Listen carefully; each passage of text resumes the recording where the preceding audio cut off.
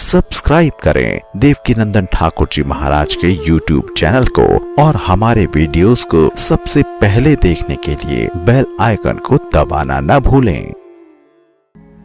एक राजा राजसभा में बैठा हुआ, अचानक से उसने बहुत बड़ा फंक्शन किया राजसभा में। और राजसभा में जब बहुत बड़ा फंक्शन किया तो उसमें एक नृत्यांगना को नृत्य करने के लिए बुलाया। नृत्यांगना बड़ी सुंदर थी, बहुत सुंदर। उस नृत्यांगना को नृत्य करने के लिए बुलाया तो जैसे कोई नृत्य करता है तो हम कुछ न कुछ, जो लोग वहाँ बैठे रहते हैं, कुछ न कुछ उसको देते रहते हैं। तो देते रहते हैं, जितना उसको मिलता रहता है उसका आनंद बढ़ता चला जाता है। हमारे यहाँ कहते हैं नाचने वाले को जब तक इनाम न मिले उसका मन नहीं लगता है ना। बजाने वाले को और नाचने वाले को, इन दोनों को कुछ न कुछ इनाम मिलता रहे तो ढंग का बजाएंगे, वरना टाइम पास करेंगे। तो वो नृत्य कर रही थी, सुंदर तो थी ही। राजा ने अपने गुरुजी को भी बुलाया था कि आज एक सभा में ऐसा आयोजन रखा है, आप आइए। तो कुछ सोने की असरफियां गुरुजी को भी पकड़ा दी, जब आपको अच्छा लगे तो आप भी दे दीजिएगा। राजकुमार भी वहीं बैठा था, राजकुमारी भी वहीं बैठी थी, राजा वहीं बैठा था, गुरुजी बैठे आनंद से, बड़ा अच्छा नृत्य कर रही है। तो घंटा, 2 घंटा, 3 घंटा जब चलने लगा तो जितना उस सभा में कोई ज़्यादा ध्यान वादक के ऊपर नहीं दे रहा था, तो बजाते बजाते जो उनके साथ में रिदम बजा रहे थे उनकी कंडीशन डामाडोल होने लगी। तो जब इनाम बेनाम नहीं मिला तो उनकी लय बिगड़ने लगी। और जब लय बिगड़ने लगी तो नृत्यांगना जो नृत्य कर रही थी उसने कहा, एक बहुत प्यारा शब्द कहा, बहुत गई थोड़ी रही ये हु बीती जाए। बहुत गई थोड़ी रही ये हु बीती जाए, ताल भंग मत होइयो नहीं कुले दाग लग जाए। बहुत तो हो ही गया है, थोड़ा बहुत बचा है, थोड़ा और बजाओ। नृत्यांगना ने बजाने वाले को इशारा किया, नृत्यांगना ने बजाने वाले को इशारा किया कि और थोड़ी देर जम के बजाओ, कहीं ऐसा ना हो कि तुम बिगड़ो तो हमारा भी नृत्य बिगड़े तो राजा फिर मामला खराब हो जाएगा। उसका इशारा यह था। अब ये शब्द का अर्थ सबने अपने अपने ढंग से अलग अलग निकाला। गुरुजी को जितना भी असरफी दिया था राजा ने, सारी असरफियां गुरुजी ने सबसे पहले, गुरुजी ने वो असरफियां दी किसको? उस नृत्यांगना को। सब लोग देखते रहे, गुरुजी ने सारी असरफी दे दी।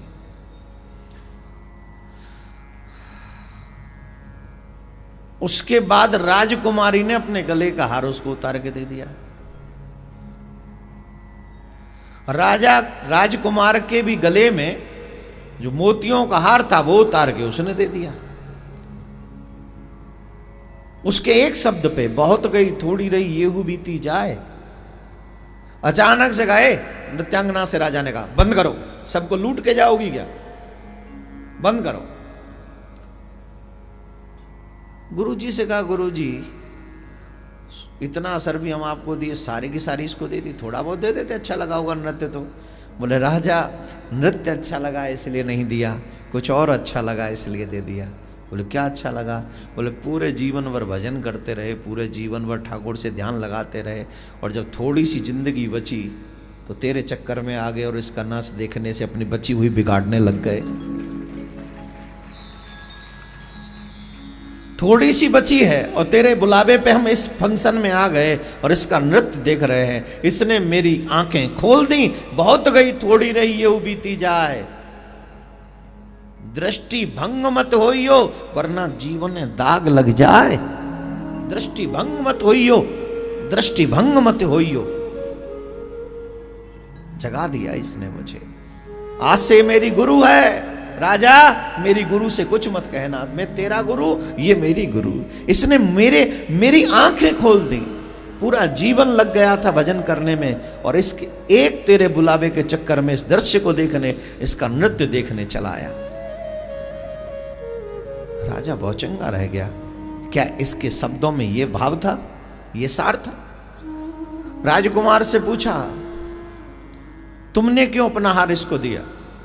बहुत अच्छी बात कही पिताजी इसने, बहुत गई थोड़ी रही येहू बीती जाए, बहुत चली गई। वजह? बोले वजह सीधी सी है पिताजी, मुझे राजा बनने का शौक चढ़ा है और आपको बैराग नहीं हो रहा है। मुझे राजा बनने का शौक चढ़ा है और आपको बैराग्य नहीं हो रहा है, और जब तक आप अपने बैराग्य को न जगाएं तो आप तो मुझे राजा बनाएंगे नहीं। आप छोड़ने की तैयारी नहीं कर। जितने बुजुर्ग बैठे जिन्होंने अभी तक छोड़ा नहीं है अपने घर की जिम्मेदारी, सोच लेना ये बात तुम पे लागू है। अभी आगे और सुनोगे तो थोड़े टाइट हो जाओगे। और सुनो, उस राजकुमार ने कहा, पिताजी आज मैंने प्रोग्राम फिक्स कर लिया था कि आज रात में आपको मार दूंगा, तलवार से काट दूंगा, आपको छोड़ूंगा नहीं। आप तो जाने का ही नाम नहीं ले, मैं बुढ़ा हो जाऊंगा जब तक आप मुझे राजा बनाएंगे, क्या फायदा? और आप राजपद छोड़ने वाले हैं नहीं, तो मैंने सोचा आज आपको मार दूं और कल मैं राजा बन जाऊंगा, उसमें कौन सी बड़ी बात है। ये प्रोग्राम था मेरा। लेकिन इसके एक दोहे ने मुझे जागृति दे दी, बहुत गई थोड़ी रही। पिताजी और कितने दिन के हैं? साल, 2 साल, 10 साल के और होंगे। अंत तो गत्वा, ये राज्य मिलना तो मुझी को है। तो जब ये मुझी को मिलना है, मुझे ही मिलना है, तो क्यों मारकर मैं अपने पिता की हत्या का दोषी बनूं? इसलिए मैं प्रसन्न हो गया। मुझे इसने पितृ हत्या करने के पाप से बचा लिया।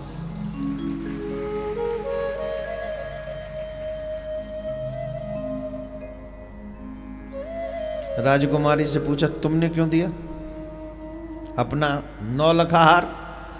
बोले पिताजी आज अगर ये न बोलती तो आज तो गजब ही हो जाता। बोले क्या हो जाता? बोले मेरी उम्र देखो कितनी हो रही है। बोले हाँ उम्र तो हो रही है, और आपको मेरे विवाह की पड़ी नहीं, आराम से राज कर रहे हो। एक उम्र होती है विवाह की और आपको उसकी परवाह नहीं, मेरी परवाह नहीं। तो मेरे जो हृदय में है, बाहर द्वार पर जो डोडीवान खड़ा रहता हष्ट पुष्ट, उसे देखकर मेरे दिल में मोहब्बत जाग गई। और आज रात को जब मैंने ये सोचा कि आप ये फंक्शन कर रहे हैं, तो उसको भी तैयार कर लिया और मैं भी तैयार थी आज रात में भागने के लिए। लेकिन इसके एक दोहे ने मुझे समझा दिया, बहुत गई थोड़ी रही येहू बीती जाए, चरित्र भंग मत होइयो वरना कुले दाग लग जाए। मर्यादा नहीं तोड़नी चाहिए, इसने सिखा दिया। जहां इतनी देर हुई वहां थोड़ी सी और देर सही, अगर मैं डोडीवान के साथ चली गई तो मेरा कुल, मेरा पिता, जीते जी मेरा भाई मर जाएगा।